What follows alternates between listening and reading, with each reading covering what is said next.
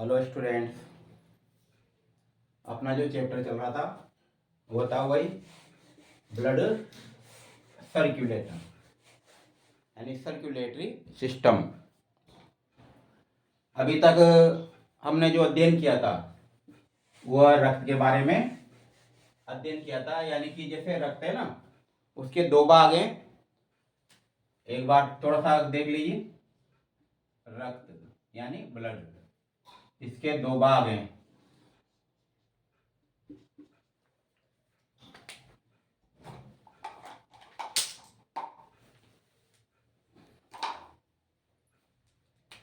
एक तो प्लाज्मा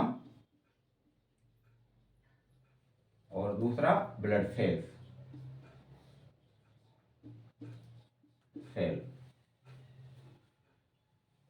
इसका अध्ययन अपन ने कर लिया था और इसमें चल रहे हैं, यानी कि रक्त कणिकाएं। तो रक्त कणिकाएं जो है 3 प्रकार की है, ये भी आपको बता दिया था। एक बार फिर देख लीजिए। जैसे नंबर 1 में आरबीसी, नंबर 2 में डब्ल्यूबीसी और तीसरा थ्रोम्बोसाइट, थ्रोम्बोसाइट्स। आज अपन जो अध्ययन कर रहे हैं वह कर रहे हैं आरबीसी के बारे में।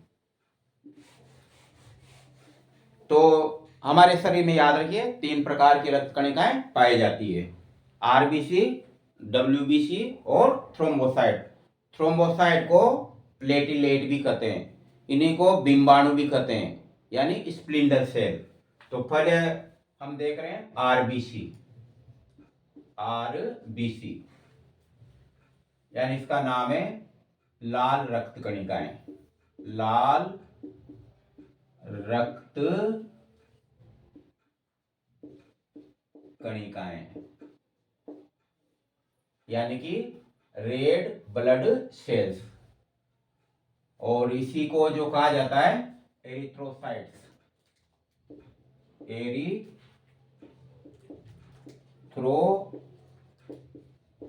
भी कहा जाता है इनको, और इनको रक्ताणु भी कहा जाता है।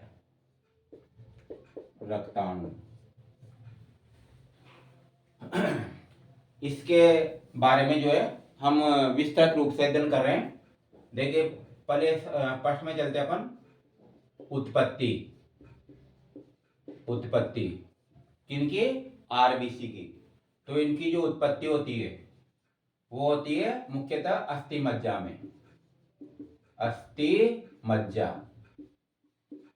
अस्थि मज्जा में इनकी उत्पत्ति होती है। और दूसरी है भ्रूण अवस्था में।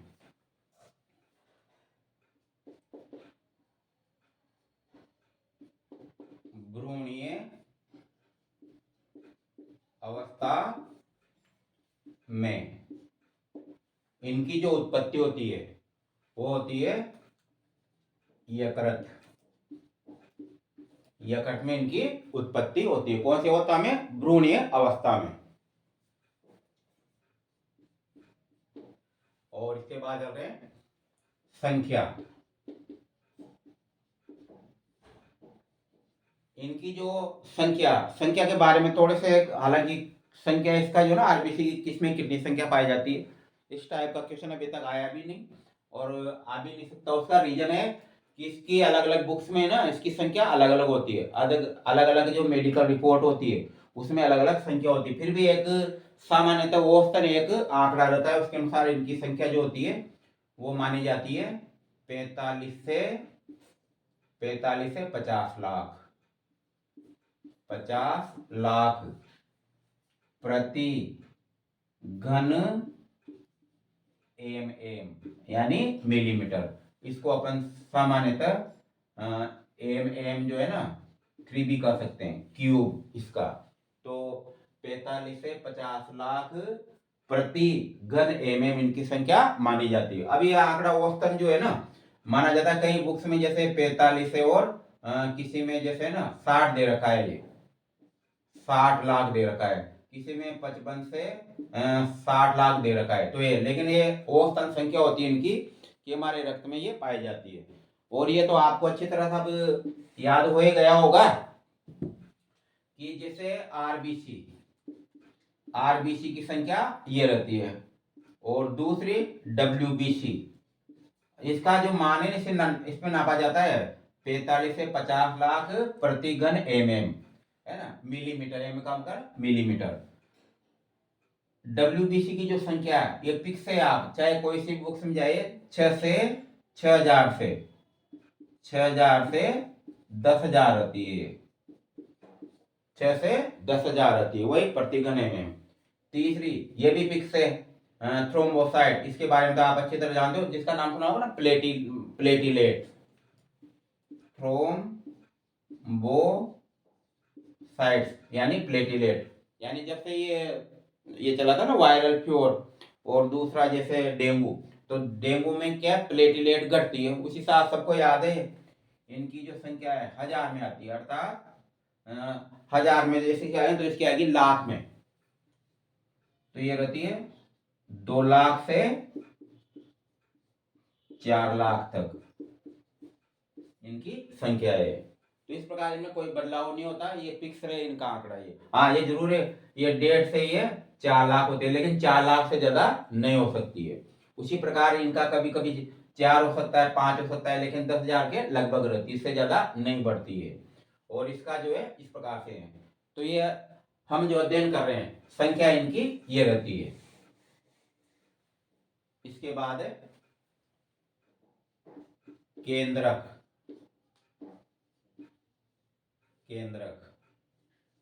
तो आरबीसी में, यानी स्तनधारियों के आरबीसी में ना,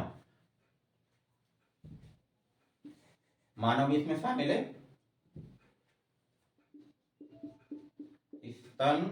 स्तनधारियों की आरबीसी में केंद्रक का अभाव होता है, केंद्रक का अभाव होता है, यानी इसमें केंद्रक नहीं पाया जाता है, लेकिन इसके अपवाद हैं।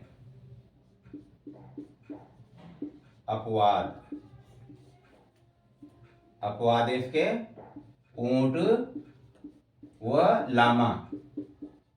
ऊंट और लामा जो होता है दोनों स्तनधारी है, लेकिन इनकी जो आरबीसी है उसमें क्या पाया जाता है, केंद्रक पाया जाता है। तो ये दोनों अपवाद हैं, ये स्तनधारी होते हुए भी। वैसे जैसे कशेरुकी होते हैं ना, रीढ़ की हड्डी वाले, उनकी जो आरबीसी है उसमें तो केंद्रक होता है, लेकिन ये अपवाद है कि स्तनधारियों के आरबीसी में केंद्रक नहीं पाया जाता है। सवाल केंद्रक क्यों नहीं होता है, क्योंकि इनमें ज्यादातर स्थान है ना, जैसे बीच वाला स्थान, वो हीमोग्लोबिन घेर लेता है, HB हीमोग्लोबिन घेर लेता है।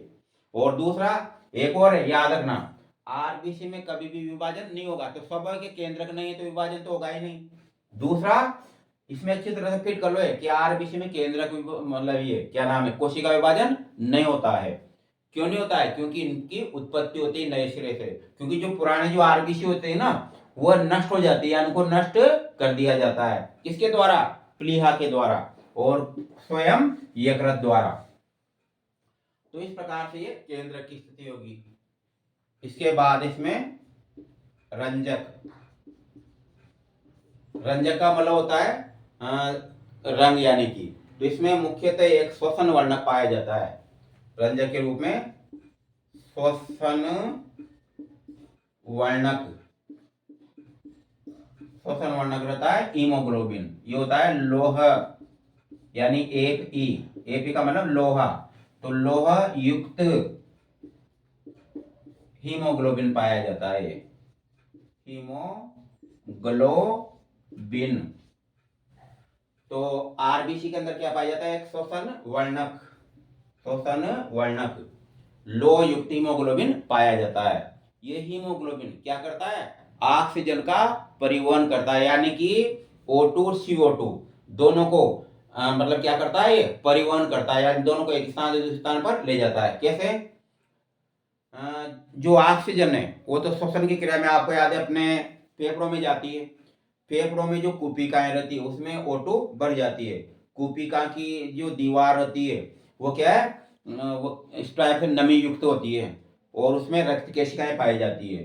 तो ये जो O2 रहती है सामान्यतः विसरण की क्रिया द्वारा किसमें, कूपिकाओं में प्रवेश कर जाती है, यानी उसकी भित्ति में प्रवेश कर जाती है और वहां से फिर रक्त में मिल जाती है। रक्त में जो हीमोग्लोबिन होता है इनको ग्रहण कर लेता है और जो हीमोग्लोबिन इनको कोशिकाओं तक पहुंचाता है और कोशिकाओं में क्या बनती है फिर CO2 बनती है और वो CO2 वापस फिर हीमोग्लोबिन से क्रिया करती है और इसको वो फेफड़ों तक छोड़ता है। इसका एक बात समझा दूंगा अच्छी तरह, ताकि दो दो तीन चीजें क्लियर हो जाएगी आपके। एक तो जो श्वसन वाला चैप्टर आएगा ना वो भी क्लियर हो जाएगा इसमें। देखिए पहले इसको बता देते हैं। हीमोग्लोबिन है, ये क्या करता है, O2 और CO2 का परिवहन करता है। तो Hb यानी हीमोग्लोबिन O2 व CO2 का परिवहन करता है, परिवहन करता है। और इसमें देखिए आगे, जब O2 हीमोग्लोबिन से क्रिया करती है, किससे, जब O2 हीमोग्लोबिन से क्रिया करती है, Hb का मतलब हीमोग्लोबिन, तो यहां बनेगा HbO2 और HbO2 का मतलब होता है oxy haemoglobin, oxy haemoglobin,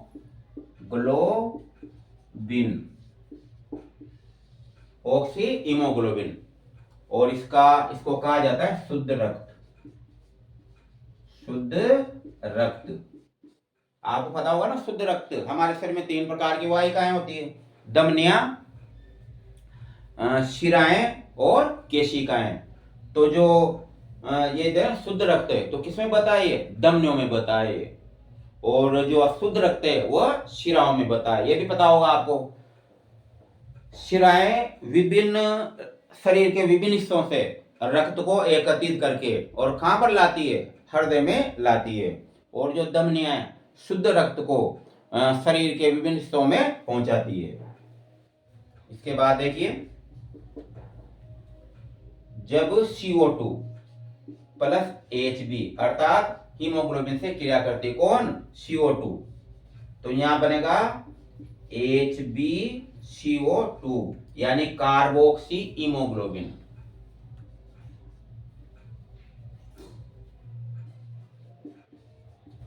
carboxy haemoglobin, globin, carboxy haemoglobin. और इसका होता है अशुद्ध रक्त होता है, एक प्रकार से अशुद्ध रक्त, अशुद्ध रक्त होता है। तो इस प्रकार से अब थोड़ा सा इसको समझते हैं कि हीमोग्लोबिन O2 को फेफड़ों से कोशिकाओं तक किस प्रकार पहुंचाता है। तो ये अच्छी तरह याद रहे ना, जब रक्त में O2 मिले अर्थात हीमोग्लोबिन से क्रिया करती है तो ऑक्सी हीमोग्लोबिन बनता है, जिसको शुद्ध रक्त कहते हैं। ठीक उसी प्रकार से जब CO2 Hb से क्रिया करती है तो कार्बोक्सी हीमोग्लोबिन बनता है और इसको अशुद्ध रक्त कहा जाता है। ये भी पता हो गया। जो शिराएं रहती है उसमें अशुद्ध रक्त बहता है और धमनियों में शुद्ध रक्त बहता है।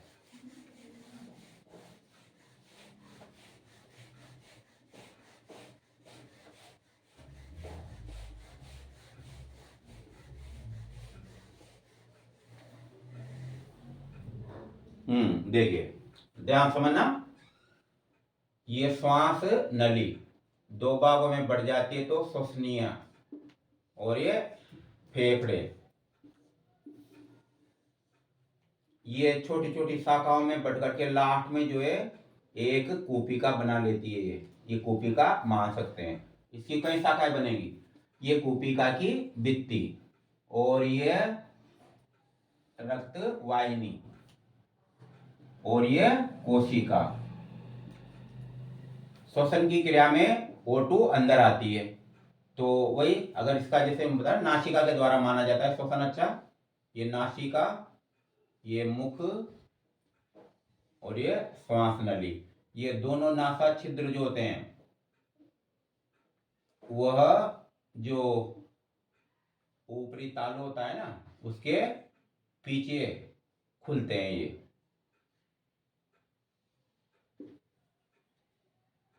यहाँ पर दोनों नासा छिद्र,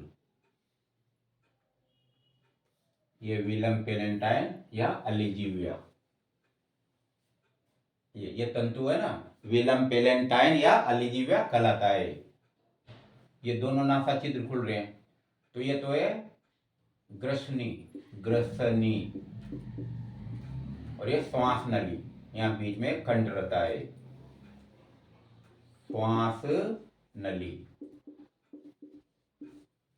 O2 श्वसन द्वारा अंदर आएगी, ये O2 है, ये यहां से होती हुई और ये कूपिकाओं में भर गई O2। ये तो इसकी भित्ति क्या है, नमी युक्त रहती है। तो ये O2 जो है, थोड़ा बड़ा करके समझा देता हूं।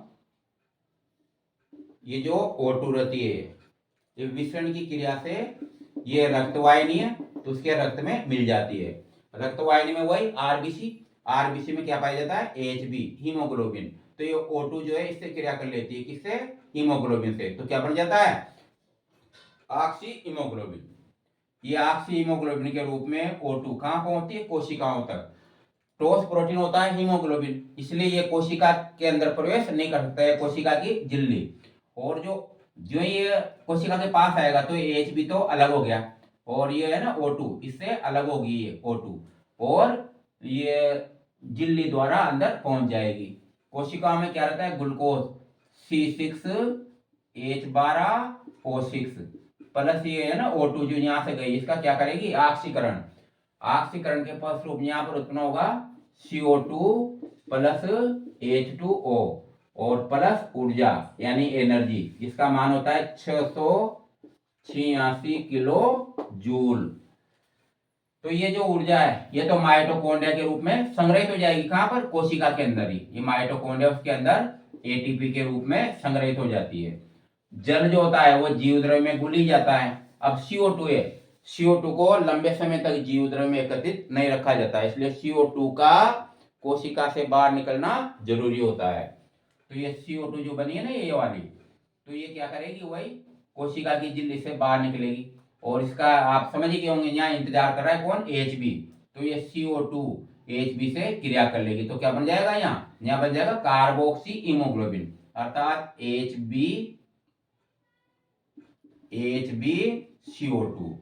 ये हीमोग्लोबिन इसको लेकर के फेफड़ों की कूपिकाओं तक आता है। हीमोग्लोबिन कूपिका को पार करेगा ही नहीं, क्योंकि रक्त में घुला रहता है। और ये Hb, तो ये Hb से CO2 अलग हो जाएगी और विस्तृत होकर के इस कूपिका में भर जाएगी। इसको जो मुख्य द्वारा फिर बाहर निकाल दिया जाएगा। इस प्रकार से ऑक्सीजन, ये जो हीमोग्लोबिन होता है, ये O2 और CO2 का परिवहन करता है।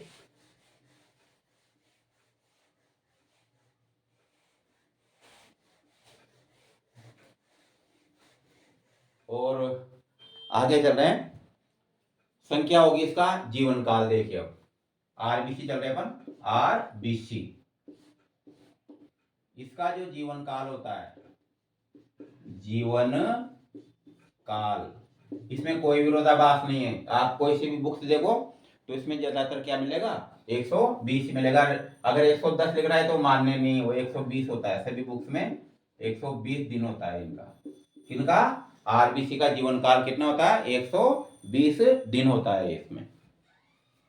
इसके बाद आगे बढ़ते हैं। आरबीसी के अंदर एक प्रकार का जो है ना एंजाइम पाया जाता है, एंजाइम। आरबीसी में कार्बोनिक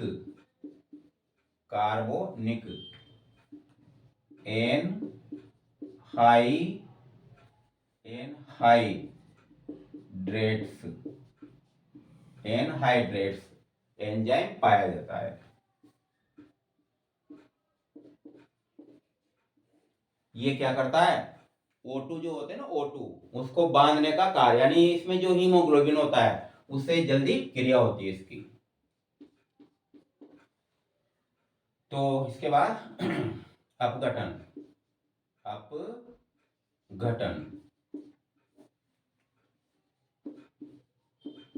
आरबीसी का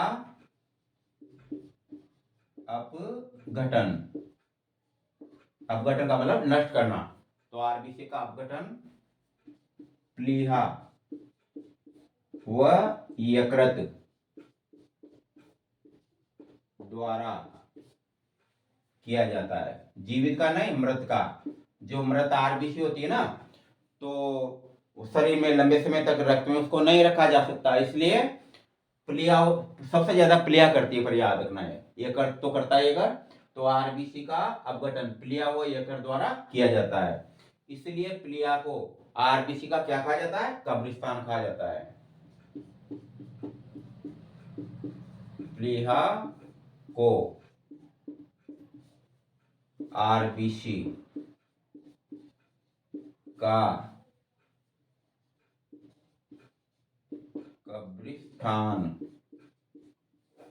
कब्रिस्तान कहा जाता है।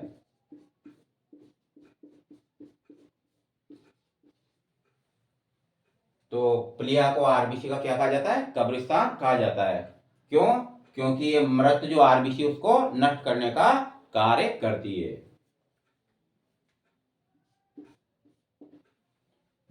इसके बाद इससे जो संबंधित पर्सन है, जैसे हीमोग्लोबिन है, तो उसकी मात्रा कितनी होती है? दूसरी उसकी गणना किससे की जाती है? हीमोसाइटोमीटर। एच भी पढ़ा है आपने हीमोग्लोबिन। एक स्वस्थ मनुष्य में एच बी यानी हीमोग्लोबिन की मात्रा 12 से 16 ग्राम प्रति 100 ml रक्त पाई जाती है।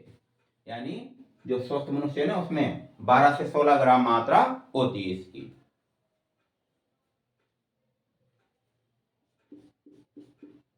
हीमोग्लोबिन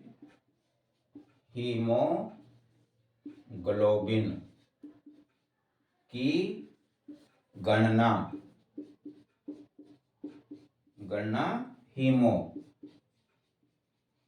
हीमोसाइटोमीटर द्वारा की जाती है।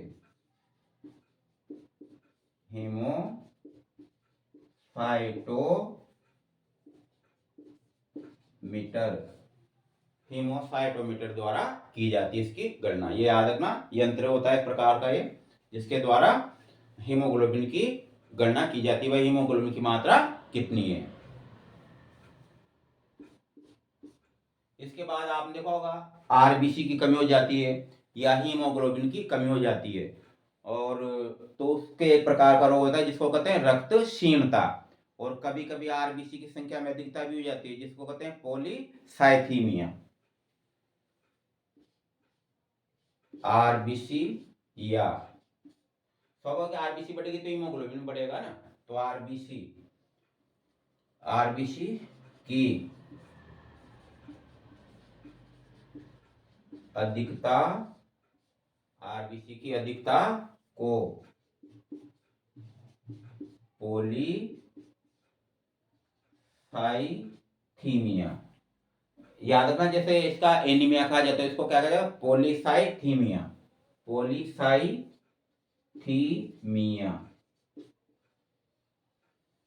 कहा जाता है। किसकी मात्रा को? आरबीसी की मात्रा को। ये अवस्था सामान्यतः पहाड़ी क्षेत्र के जो व्यक्ति रहते हैं उनमें पाए जाते हैं। आप देखो उनका चेहरा जो है ना लाल होता है एकदम। किनका? पहाड़ी क्षेत्रों पे। क्योंकि वो क्या है, उनके अंदर आरबीसी की संख्या में वृद्धि हो जाती है। क्योंकि पहाड़ी इलाकों पर O2 की कमी होती है, इसलिए वो जोर से जब खींचते हैं ना, तो उसके अंदर खींचने के कारण जो आरबीसी है उसकी मात्रा में धीरे धीरे बढ़ोतरी होती रहती है। आरबीसी की कमी को या हीमोग्लोबिन, साथ इसमें याद रखना, आरबीसी की कमी या हीमोग्लोबिन की कमी को क्या कहा जाता है? एनीमिया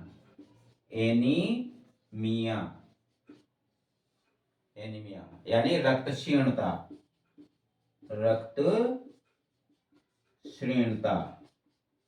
यानी कि रक्त की कमी होना। इसके बाद चलते आगे।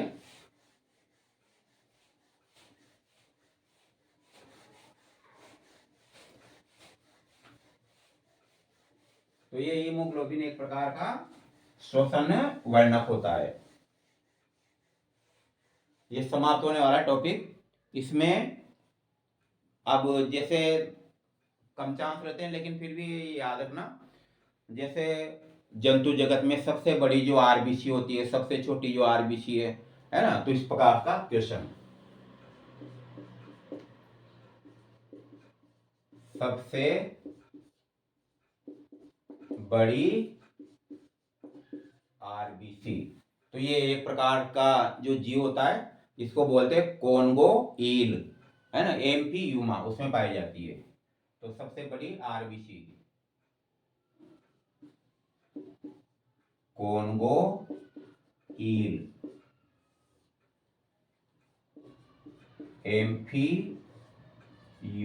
एम्फीयूमा नामक प्राणी में होती है। सबसे छोटी आरबीसी, सबसे छोटी जो आरबीसी होती है कस्तूरी मृग में, कस्तूरी मृग यानी कि हिरण में पाई जाती है। इस प्रकार से इसका ये पूरे जितने भी टॉपिक है ना आरबीसी में जो बनने वाले हैं, और भी जैसे आकार देखा जाए, आकार, इनका जो आकार होता है वो होता है अंडाकार। इनका आरबीसी का, जैसे यूं ये अंडाकार, या फिर क्या होता है कभी कभी है ना, ऊपरी सतह से तो अंडाकार और नीचे से दबी रहती है यूं, जैसे ऊपर से अंडाकार और नीचे से समतल ठीक लगती है, तो इसे कहते हैं उभय अवतल।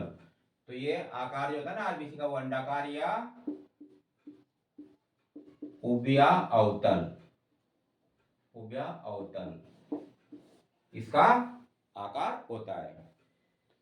तो ये जो आरबीसी है, इसके बारे में बड़ा टॉपिक भी है और महत्वपूर्ण टॉपिक भी है। तो इसमें से जो है ना जितने भी क्वेश्चन बन सकते हैं, वो मैंने आपको ये टॉपिक नोट करा दिया इसमें, बाकी कल पढ़ेंगे।